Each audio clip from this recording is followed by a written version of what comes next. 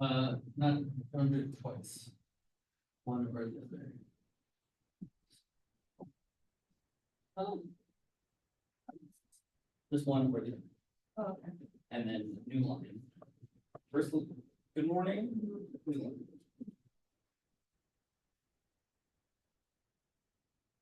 Could you reset? You're writing in the passive tense. Or tell them what to do, not ask them. And inside your game.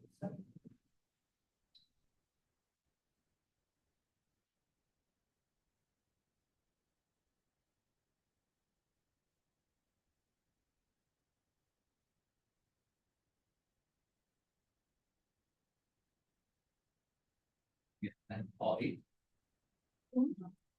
Over under. Under? Under? I don't think so. I think the pass was really bad on the way down. Because the traffic. People don't know how to drive through rain. Like barely. No, it snowed over there. Oh, really? Yeah, it's like going down, like the sides are all covered. Oh, that's cool. Yeah, only that was 3 weeks ago. No, really. Can you resend it? What is that? Yes, can you resend it? However you want. Don't use too many pieces. We're gonna have 8 people.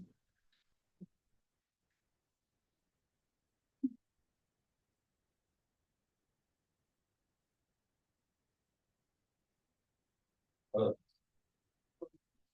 are those? Cloud. What are those? Also, Also a cloud.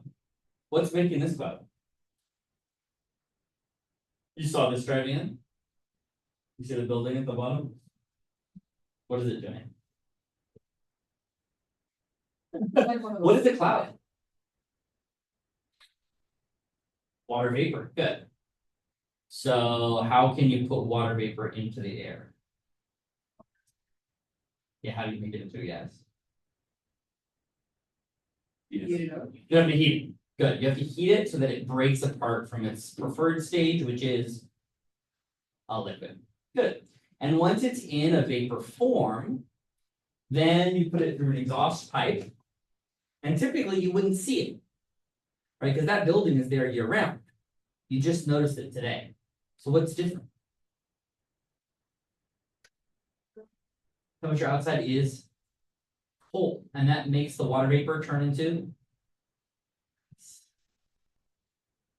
Okay, so you have condensation, which creates this cloud, which then goes up.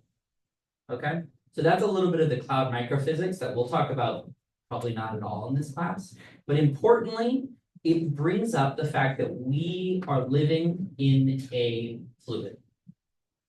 We live at the bottom of an ocean of air, right? And we can see the effects of that fluid without being able to see the fluid itself. Like right now, when I speak, you can hear me because of pressure waves in the fluid, but you can't see me. If I covered my mouth, you know, you couldn't, well, you can see my face. But if you close your eyes, right, you couldn't see the sound waves themselves. But you can see clouds. And clouds are not themselves fluid. Okay, so we'll talk about what a fluid means. What does this tell you about how the fluid is moving? Can it tell you anything?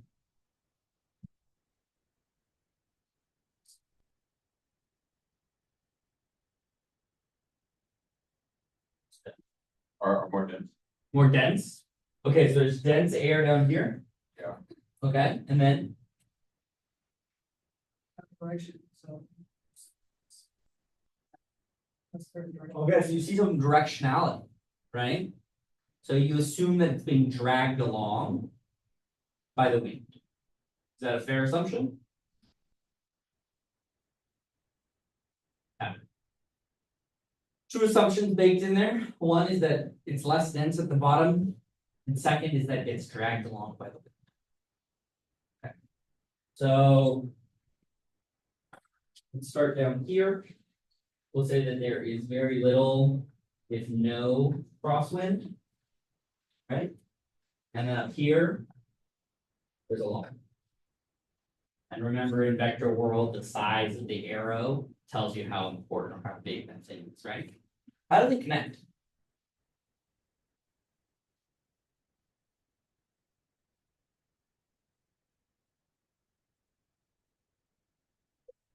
How do these vectors, this is a vector field, right, that explains all of the wind.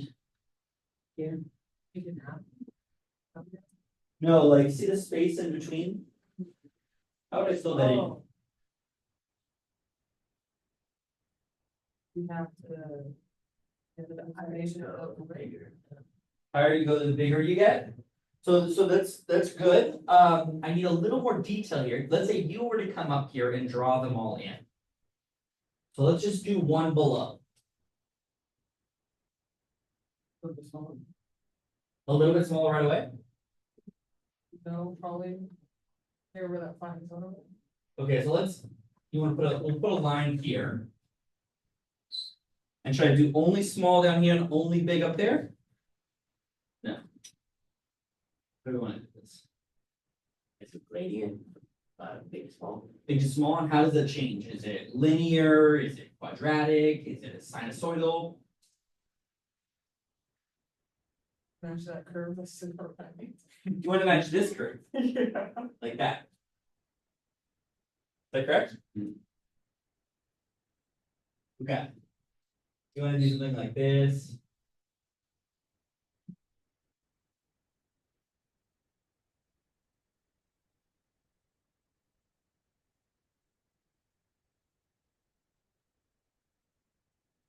that fair? Sure, yeah. Yeah, and we'll see when we actually get into the description of how smooth move, right? These are all conventions, right? So the spacing and the relative size, they don't show you absolute quantities, they show you. For instance. Is this accurate?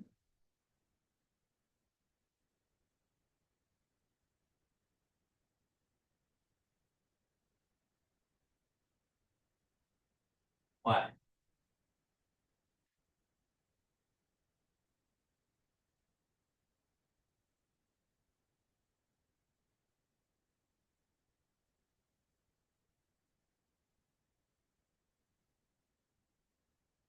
The highest wind is down here.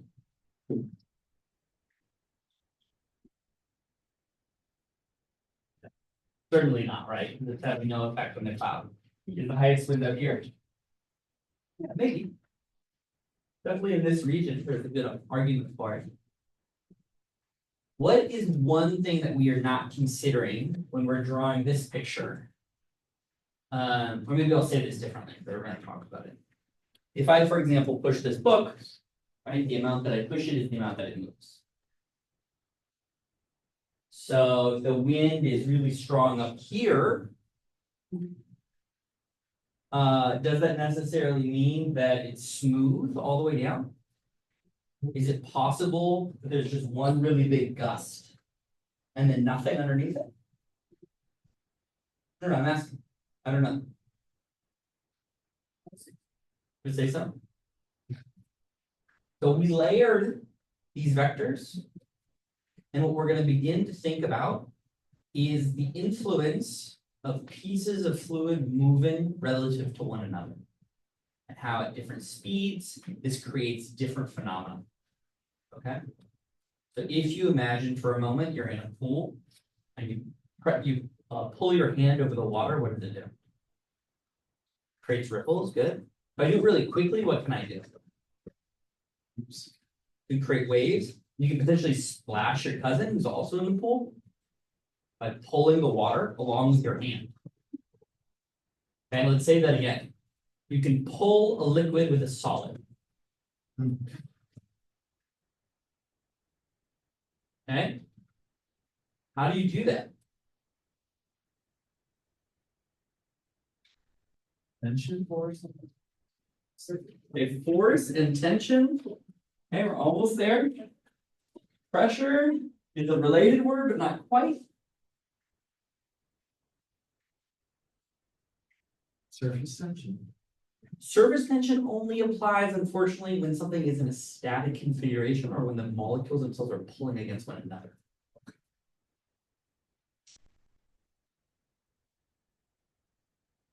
We'll be very specific about these terms, you'll see them a bunch of times. What is it about the liquid that allows you to move it with your hand?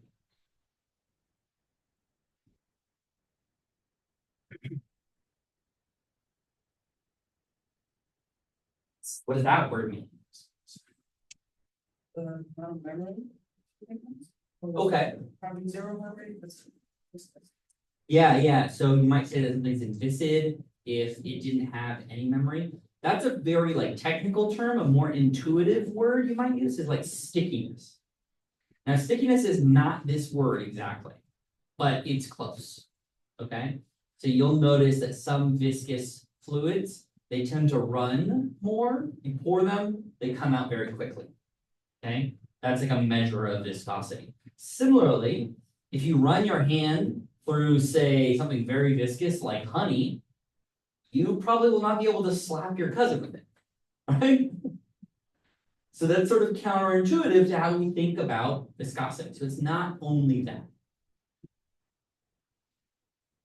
Okay, we're gonna get our brains working because I know that it's early. Oh, that was too much brain working. Let's just ask some very simple questions and then we'll talk about the class as a whole. I'm going to just do this at the beginning of every class because it helps to drill into you. And by the time that we finally see the Navier-Stokes equation, we will go around the class and everyone in the class will do one of the terms. Okay, so that you intuitively understand what the equation means. So right now, we're just going to warm ourselves up to that. So what is the first derivative?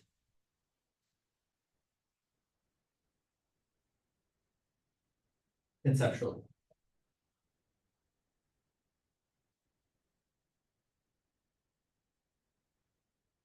Slope. The answer that I want to hear is slope. Right? You can say the word gradient, but I think in some cases that feels a little like you're naming the thing with the thing. If you say the word slope, that just means like you're saying rate of change. That's a great way of thinking about it. How much is something changing, right? Rate of change sometimes implies that something has to be in motion, right? That doesn't always have to be the case, but sometimes that's what people hear, like they hear the word velocity. And the reason that I like the word slope is because this can be a physical object, right? So the derivative of a mountain is the slope. And of course, in a place where there is a sharp gradient, how will the liquid on that gradient move? There it does, right? It's responding to gravity because of the shape itself. So in some cases, we'll be talking about spatial derivatives. In some cases, we'll be talking about time derivatives. What is the second derivative? What? How fast it's changing implies time. See? Curvature is about the shape. Okay, so you can say, and this will be annoying, but you'll say it, what's the curvature with respect to time, right? Because of course time is another variable. You'll learn that when you do 4 vectors we haven't covered. Okay, we'll start there. And there's a homework due this week and or today. No, Zori did it. Oh, you emailed it. Oh, did everyone else do it? Did you know that it exists? Okay, it's on Canvas. Very, very hard. What is it, Zori?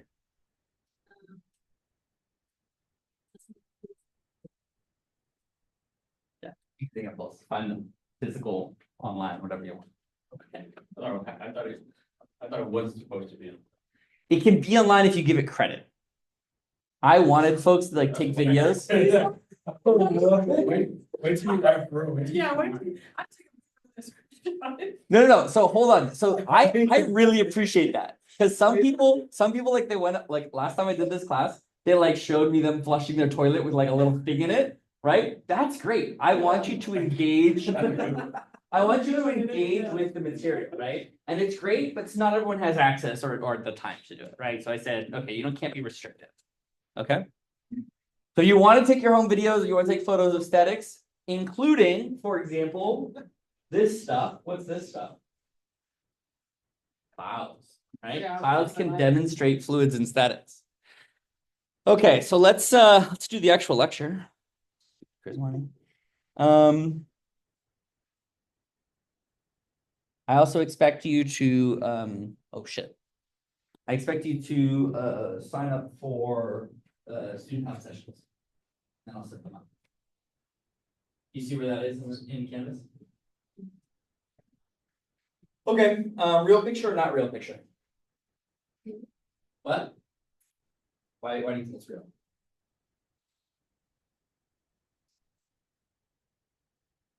Yeah, so this thing is not real. This is real. This is real, but that's not real. This is a digital composite of a balloon that is coming from space. Okay. You can tell this is a real photo because the sundog, this is something artifact of the instrument. And these are real clouds. Okay. We talked a little bit about that. What's that?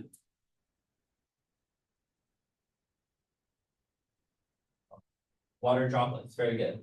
So what do you see at play here? What are the different things that you see happening?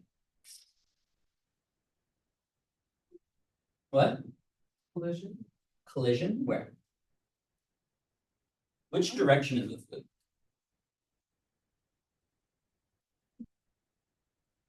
It looks like spinning. Spinning, okay. Where do you see spinning? It's sort of fragmented.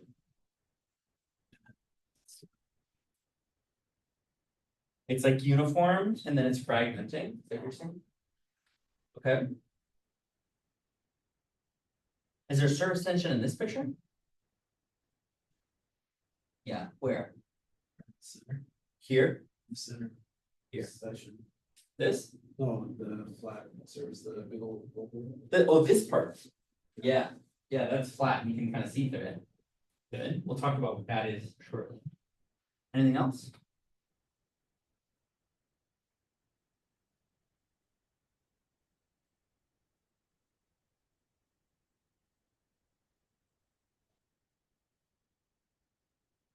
Perhaps on the side, these. Okay. Okay, which direction is this fluid going? What? Apart, good. Turn your head to the side. Is it upside down? Is it right side up? Is it on its face? Can you tell which direction down is?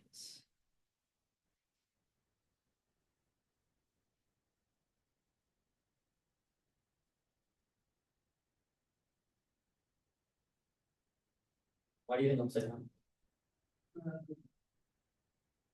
Thinking they're together first and then they're separate.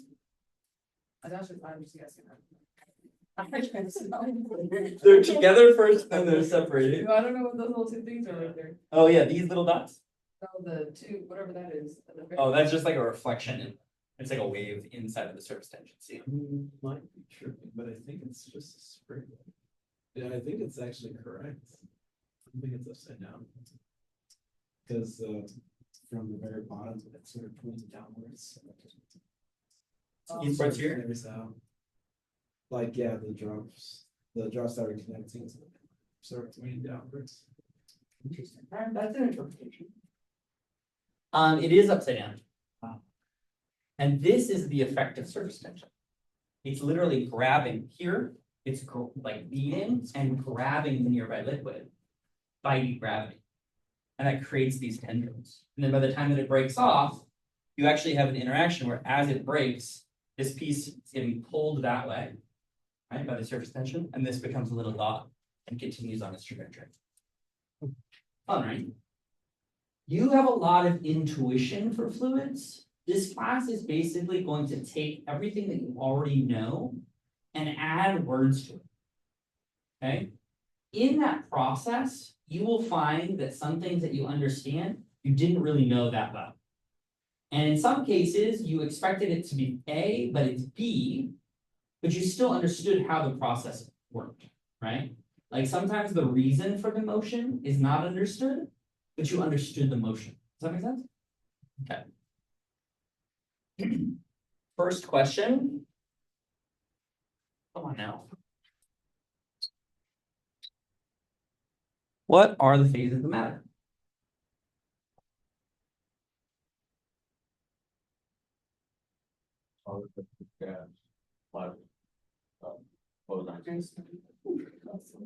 Okay, good. And in this class, Just solids. solid, liquid, and gas. Okay, even that is too generous in this class. So, liquid and gas. Not liquid. Fluid and solid. Okay? We don't care about the chemistry.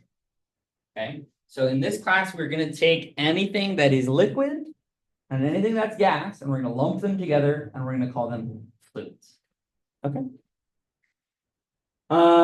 What is the definition of a solid?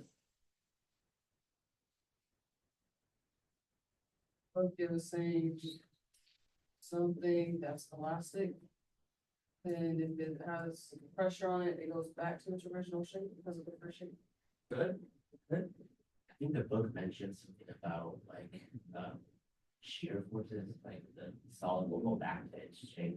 Right. Like, Yeah, like this, right?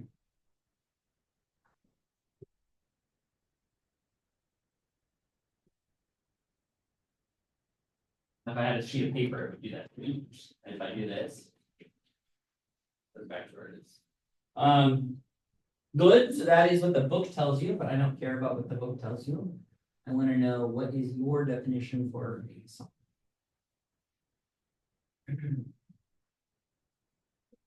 What? Sturdy. Yeah. Sturdy. Okay, I like that a lot. Sturdy. Anything else? the space in between the molecules. Uh-huh. Can you see that? No. No. No. So as an intuitive person, we're gonna build on a lot of our intuition, right? And I guess I'm curious because we're gonna look for some examples very soon. How do we distinguish things that might look solid but aren't, and things that might look fluid but aren't, right? So what could be a test we could use? If it wasn't heavy. Okay, can you hold it, and then what would happen if you tried to hold it? Right, okay, so you have some questions about, like, let's say I have a loose hand like this. I hold it like that, does it escape? Right? So is sand a liquid? Why not? I just did that definition. If I'm a loose hand, it's gonna flow out. Have a mass. But she said I have to be able to hold it. Or 1 grain at a time. So I hold each grain of water, because I can hold a little bit of water. Yeah, but it's like changing. What do you mean it's shaped? If I hold the water in my hand, it's just What the does that water. have a with- shape? Then I If drink. you went like this, it does have a shape. Yeah, but if I take sand and I do that, its shapes change. Is sand not solid? Uh-oh. Okay, let me offer another definition. A solid is anything you can stand on. You can stand on sand, right? Can you stand on ice? Is ice solid? Yes. Can you stand on glass? Glass is solid? Can you stand on ketchup? I'm not asking you to do it, I'm just asking, could you? No, well. Not well, what would happen to the ketchup? It would move out of the way, right? Get displaced, okay, interesting. So that's kind of like the concept of flow, but it doesn't require us to like hold on to something, because holding on to something can sometimes require interfrictional forces, the stuff that's holding it together, right? Okay, we said this is the dictionary definition about fluids deforming continuously under shear stress. Okay. So for example, if I have something that's fluid, if I push the top of it and the bottom is not moving, then the result is a continuous deformation. That's a really interesting photo. Where have I seen that before? Not in the book.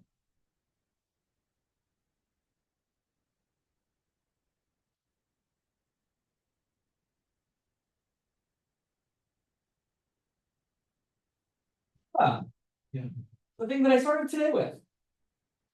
So here I'm applying a force at the top of a fluid, and at the bottom there is no force. And because I'm applying a force at the very top, there is continuous deformation. So let's think about both of those words. Continuous meaning no discontinuities.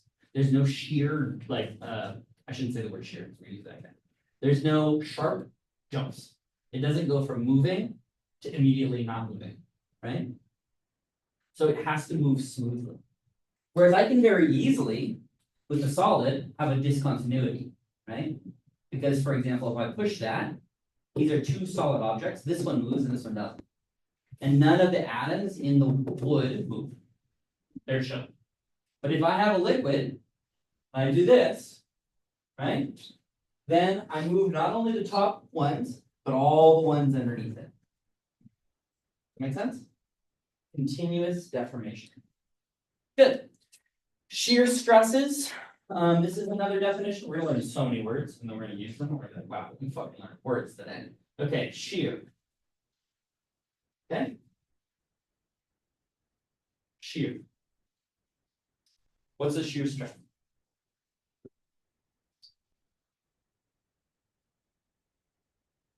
You show. Or how resistant it is to shear. Yeah, so we're gonna talk about a couple different types of stress in this class. So I'm trying to draw some distinctions between different types of, like, for example, I can push on things in different directions. Right, so let's imagine that this is my pushing hand, this is my receiving hand. Okay, but press on it this way, what's that called?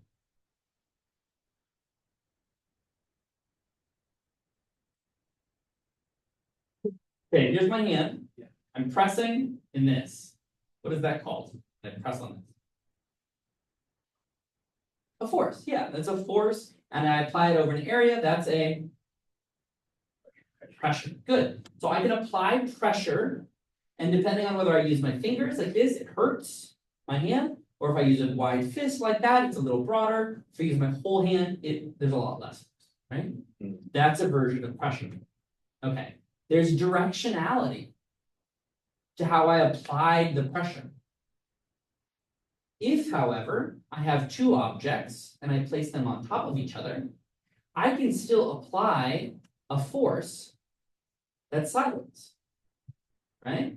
That is a shear stress. I can apply a force here, that way, right? Shear stress. It's not in the direction of the thing that it's interacting with. Make sense? Why does it come to a rest? Friction. Friction, which is a shear stress, removing energy of motion, right? Okay.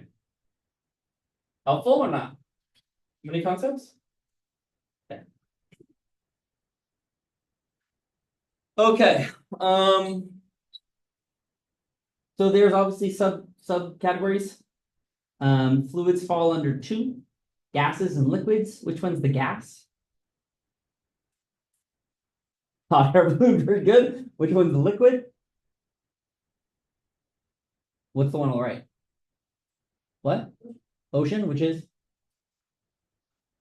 Water. I want water, yeah. My answer I'm looking for is water. Good, and what's above it? Waves. Okay, what's above that? Air. What causes waves?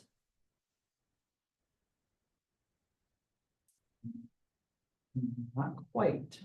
That actually causes the tides, so you're not super far off. Wind. So the stuff you can't see causes the stuff you can see. That'll be a recurring theme. Okay, what's this in the middle? Water and gas in solution, right? So you have dissolved liquids, or you have dissolved gases in the liquids, you have bubbles, right? Is this half full or half empty? You know, okay. The way we differentiate between gases and liquids is that gases expand to fill their volume. Liquids do not. So thankfully, when I buy my coffee, it does not fill, and I wish that it filled this whole container, But then it might expand, right, and like get into the classroom, so we don't want that. Liquids don't greatly change their volume, at least in the pressures that we'll be talking about. And in the presence of gravity, you can separate a gas from a liquid. Now, what I mean by that is because the liquid is heavier than the gas, just the density per unit area, or sorry, per unit volume. What you have is if there is gravity, then the gases will go up and the liquids will go down. So do you see that happening here? Which direction is down in this picture?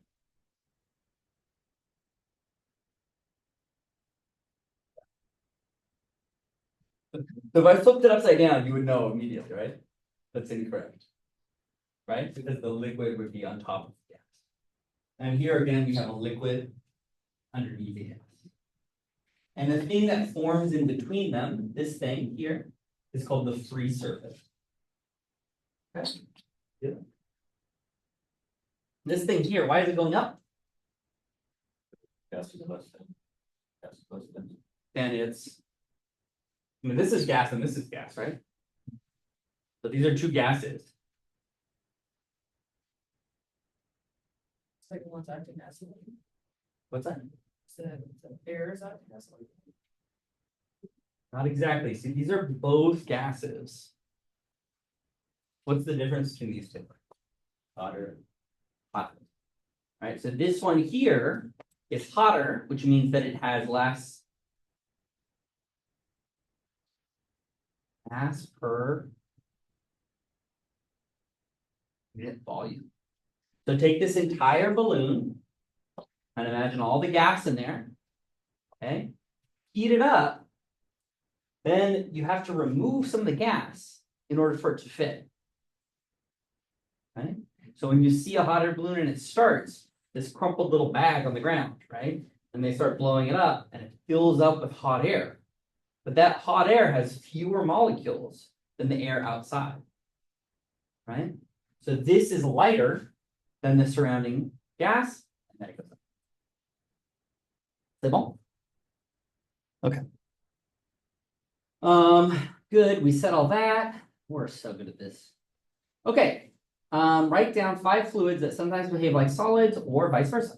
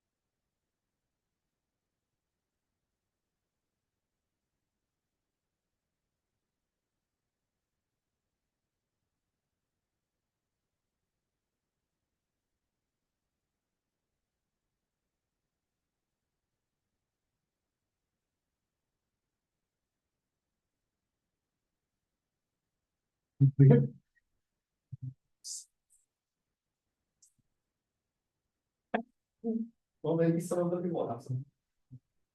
What do we have?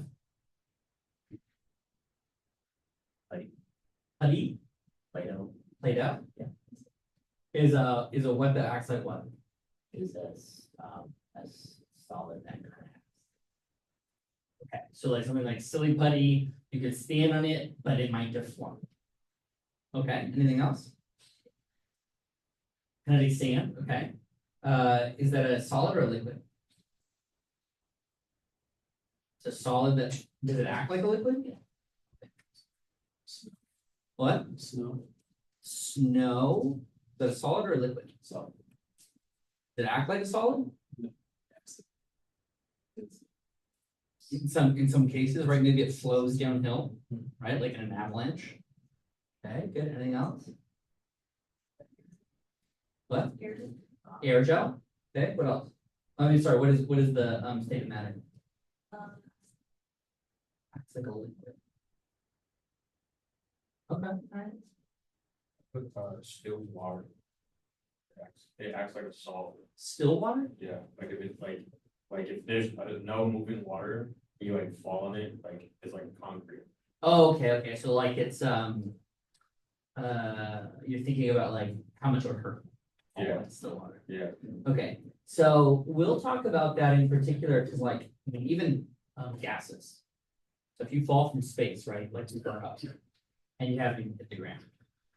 So there are intermolecular collisions that we're gonna talk about in like 10 seconds. What about liquids that act like solids? I heard a lot of solids that act like liquids.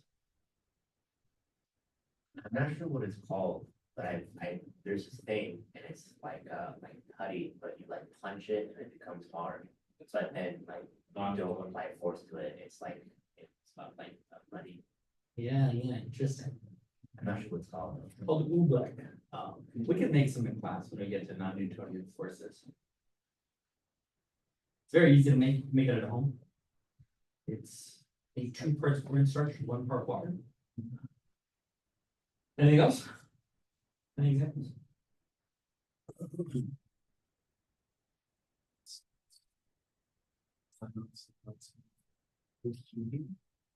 Liquid helium acts like a liquid. It does funny things, like it will ignore viscosity and it'll crawl out of its container, but it moves. Okay, I will guarantee that you played with some of these.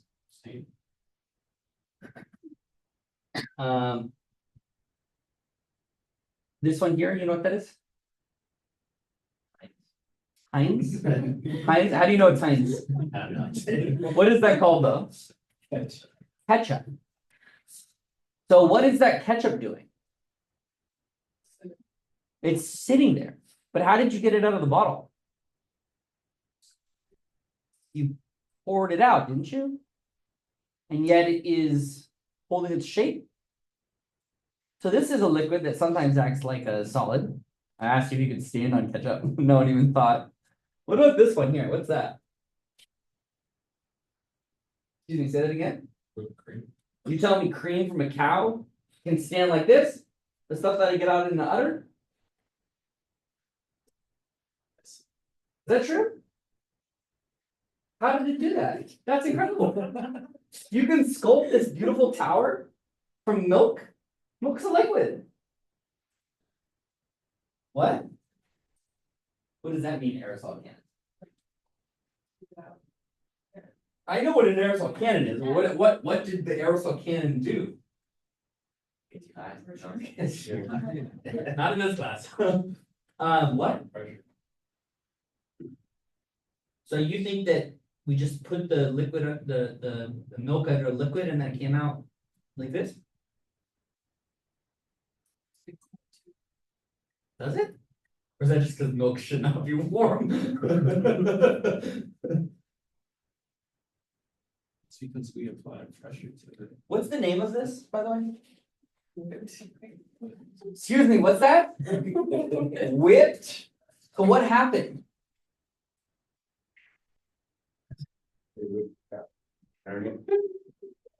Churning it turns it into butter, right? Right, and butter is definitely a solid that acts like it runs. What does whipping something do? We're not a bunch of cookers here, huh? Chefs and bakers. I think the more, right, if it's a liquid and you keep whipping it, it becomes like more solid. What did you say? Something? Like a fun. Foamy.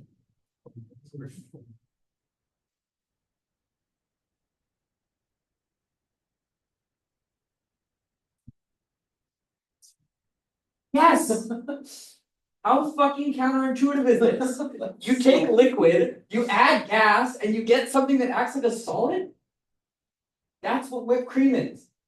The aerosol container adds air to the cream.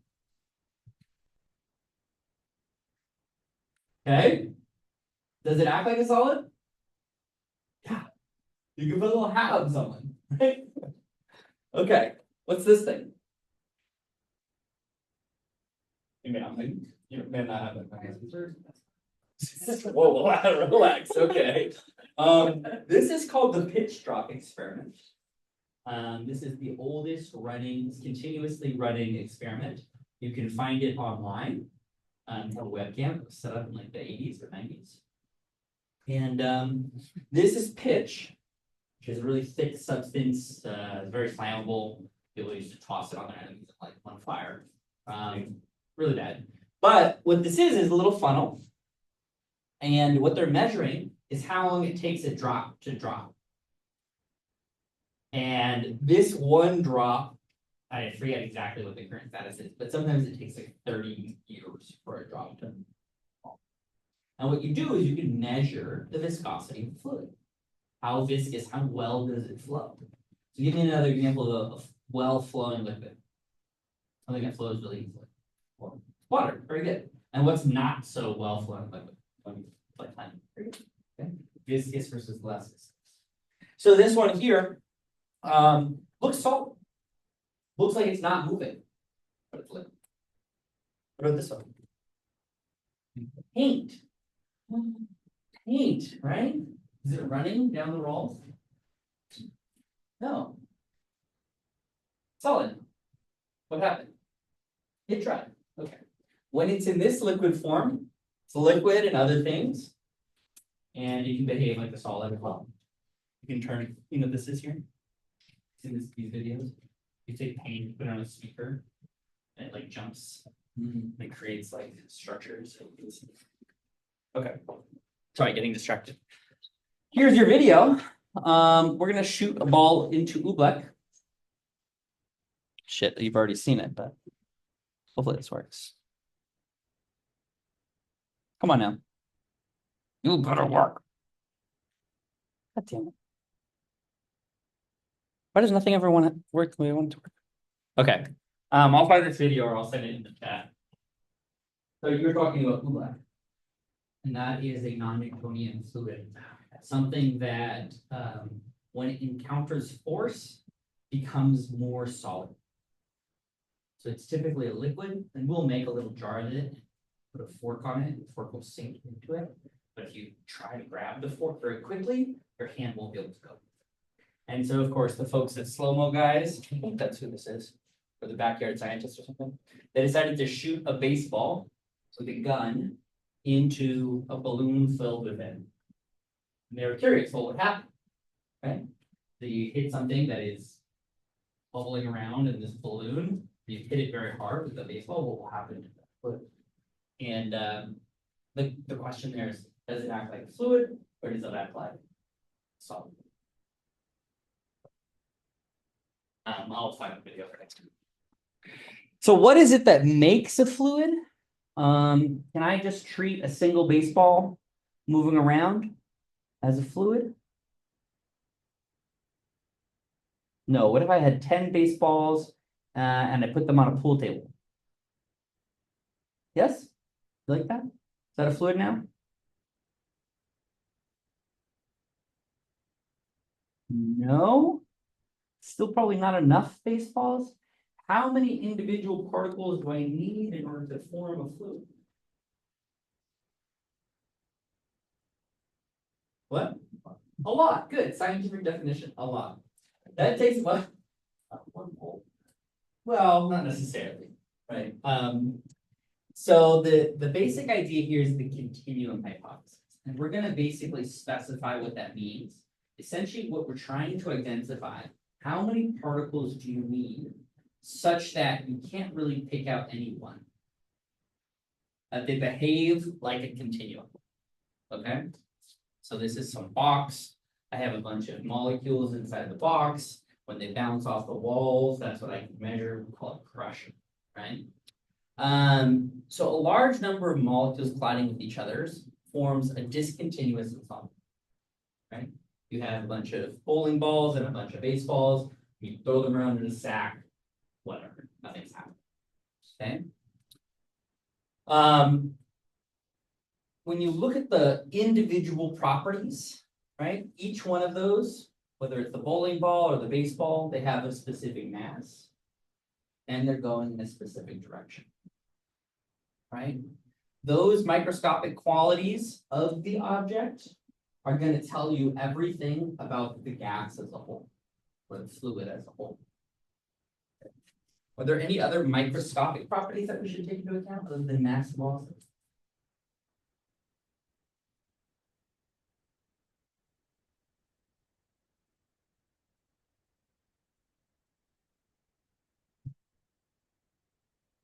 Does a molecule have a temperature? No, I mean, not one by itself. Yeah. So that would be what I would consider a oops.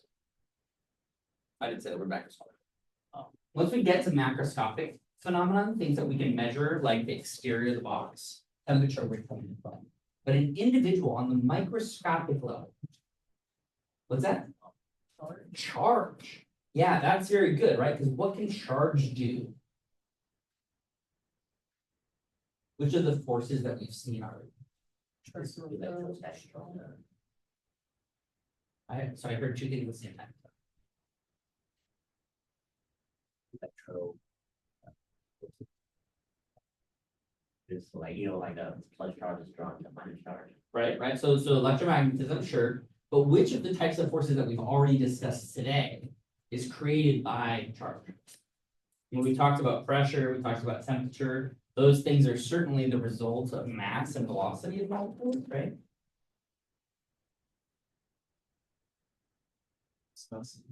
Viscosity. Why viscosity?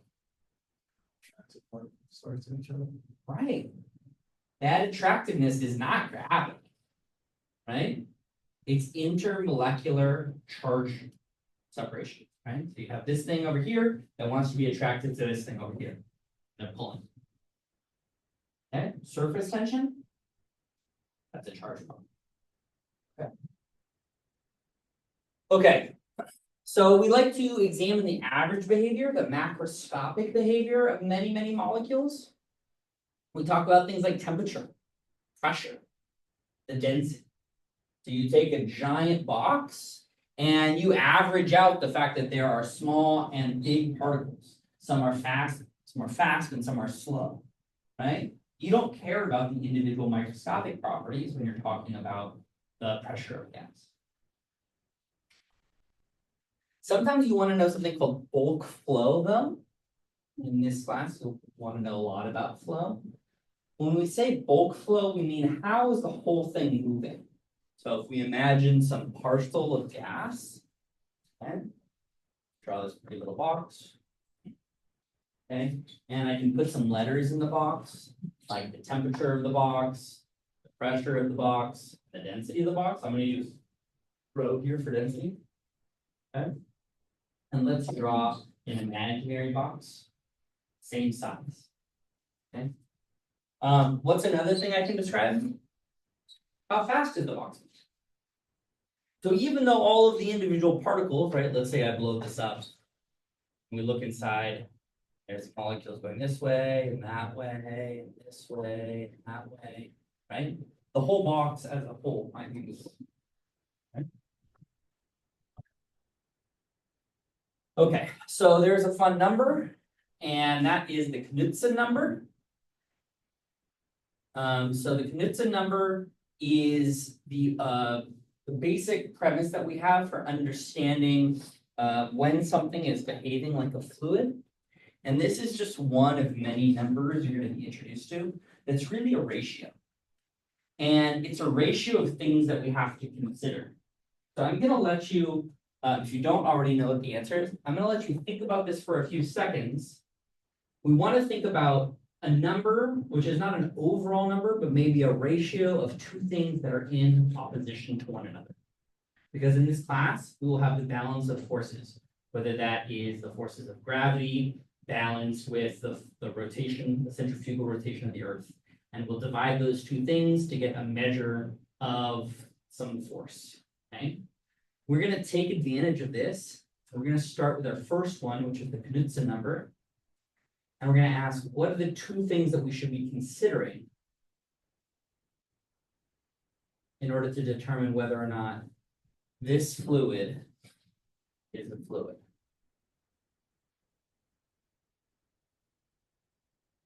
Wants to guess what the properties of it. Yeah, what are some things that we might need to take into account? What are the things that we need to consider in making this number?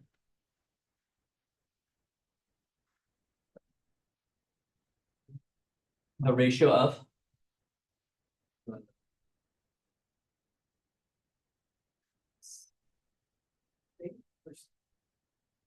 Viscosity or something. Okay, so we haven't really talked, I don't want to introduce anything we don't know.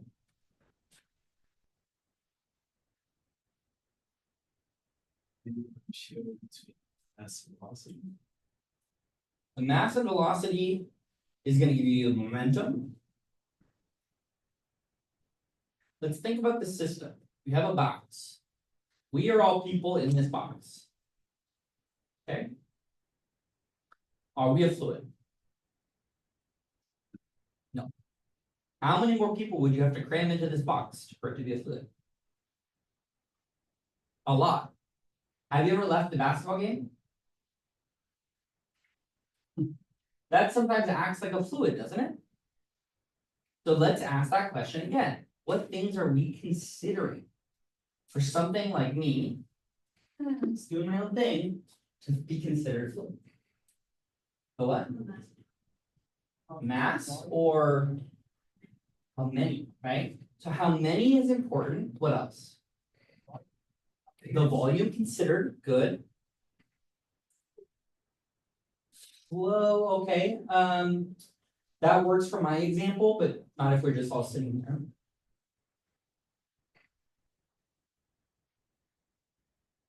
Is there a difference between bulk flow versus stone? Yeah, bulk flow and flow I would use the same right now, at least at this point. Later on, we'll see that they're different. Maybe forces acting on that area. Okay, force is acting on what?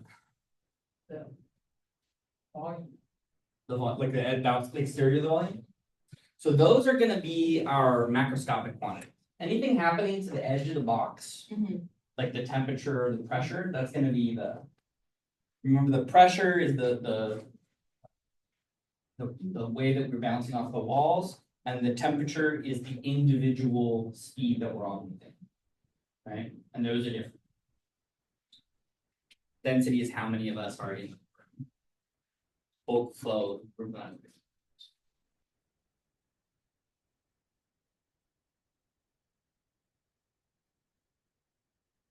So let's start with another example really quickly in our head. Let's start with the box. And on one half, I have a high temperature gas, and on the other half, I have a low temperature gas. And the first thing I do is I remove the partition. What happens?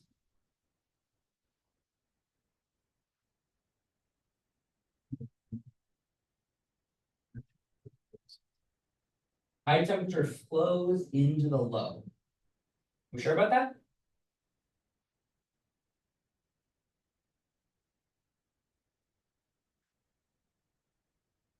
Low go to high? So you were thinking, we're Oh, thinking. no, wait, sorry, it's the other way around. Yeah. That makes sense. StatMix says hot to cold in the context of solids. Here, we're talking about individual particles. Let's just think about the fact that these particles are moving faster and these particles are moving slower. So your instincts are to say, okay, these particles go over here. And I'm not going to argue. But are you saying that these particles don't go over here? They do, but I would say a much slower. Okay, so you think that the heat goes this way faster than the heat goes this way? I'm saying particles.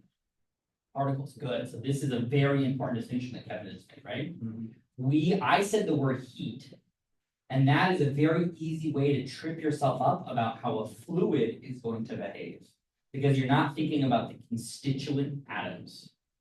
The particles are all moving whichever way they want.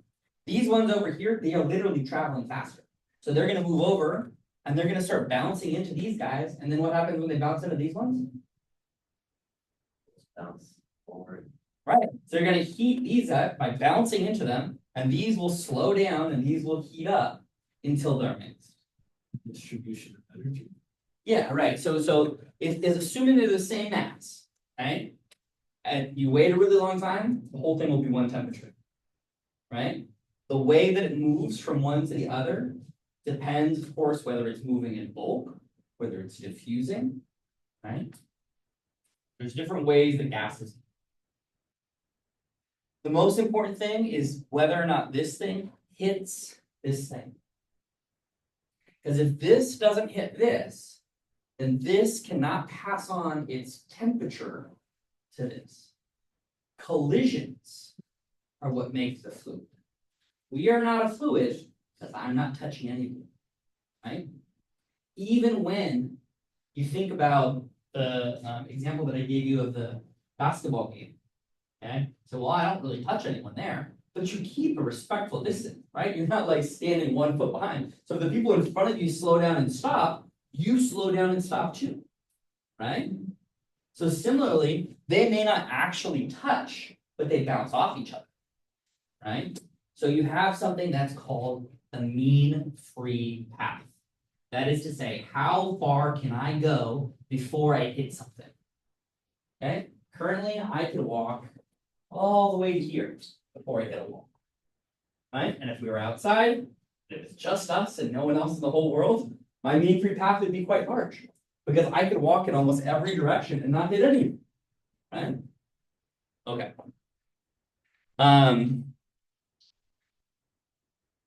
So this is the Knudsen number. And it's simple. Kn is the Knudsen number here. And this is little l over big L. And I know that that's going to be very annoying, but get used to it because we don't have that many letters and we have a lot of concepts. The little l is the mean free path.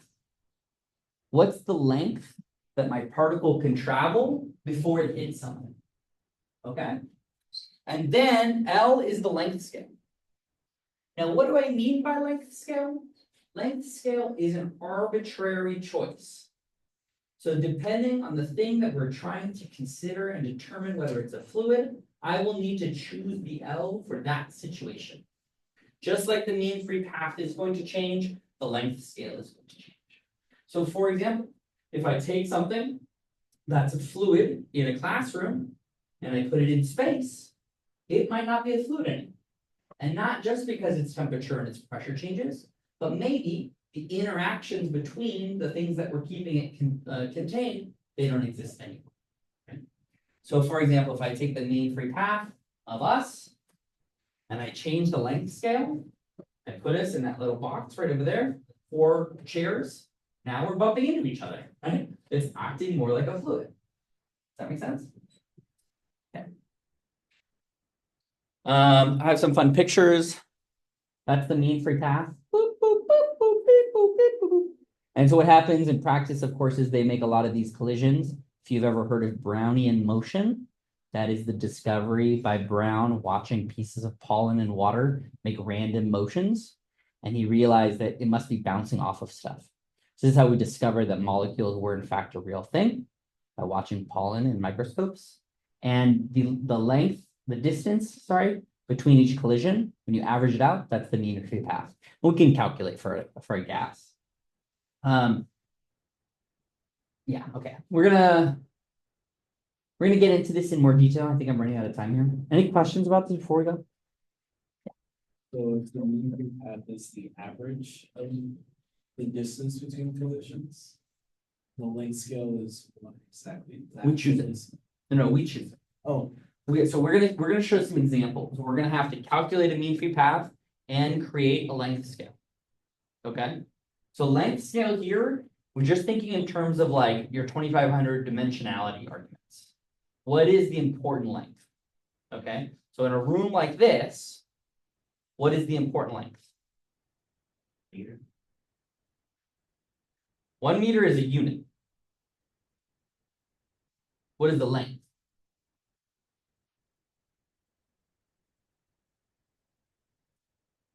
Side of the classroom, or maybe the diagonal, which of course would be measured as meters, right? So your scale is right there. But what we want to think about is what is the thing to consider? For example, we're going to make approximations. Fluids are very hard. We'll have to learn which parts we can ignore and which parts we can't. And we will do this with dimensionality arguments. We'll take ratios. We'll say, oh, that number, that's tiny. That's a 10%. This other number is 100. We really have to consider that. Does that make sense? So for example, you want to compare how much gravity is in the situation compared to the pressure of the forces around it. Take the ratio of the two, you say, oh, it almost doesn't care about gravity at all. It's entirely moved by the fact that it's big push. Right? So we get to choose this. We're going to choose other lengths and stuff there. Questions, comments, concerns? Okay, is this working for folks? Are you taking one notes for yourself, or are you taking different notes for everyone? Where did you land on that? You want to turn in notes? You want to ask questions on notes? Okay, you want to come to office hours and ask about things? Yeah. All right, then no progress reports. We'll just do homework and check-ins.